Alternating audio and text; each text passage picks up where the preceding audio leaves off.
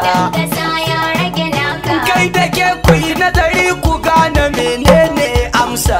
Kasa ya rage naka. In ka ga dama ka nakasta rayuwar ɗanka da taka. Kasa ya rage naka. Ko ka je hagu ko ka tsaya a daman da ta soka. Kasa ya rage naka. Me gaskiya da barayi cikin su wane ne naka? Babu ni babu barawo. Ƙuri'a ce 'yancin ka shawara ta rage taka. Jahilai su suka bi su. Babatun mi maka lallami muna rarrashin ka.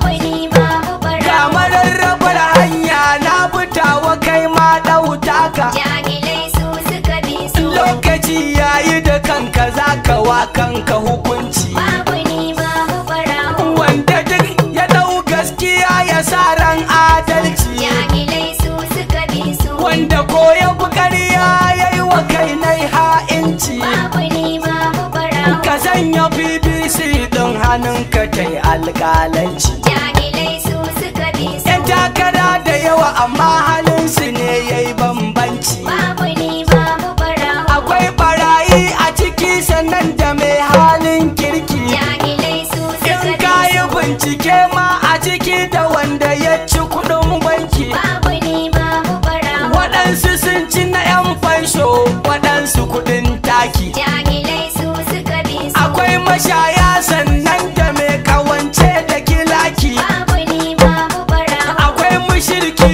mai tsafe-tsafe don neman mulki. Jahilai su suka bi su. Sai ka duba a ciki ka ɗauki daidai da halinka. Jadda ni dai Buhari zan baiwa amana. Yanzu 'yan ƙasa ya rage namu. Mu ɗau mai ra'ayinmu ko mu zaɓo makasanmu. Ba ruwan Baba Buhari mu abin zai fi wa illa. Kasa ya rage namu. Mu dau mai ra'ayinmu ko mu ɗauko maƙiyanmu. Ba ruwan Baba Buhari mu abin zai fi wa illa.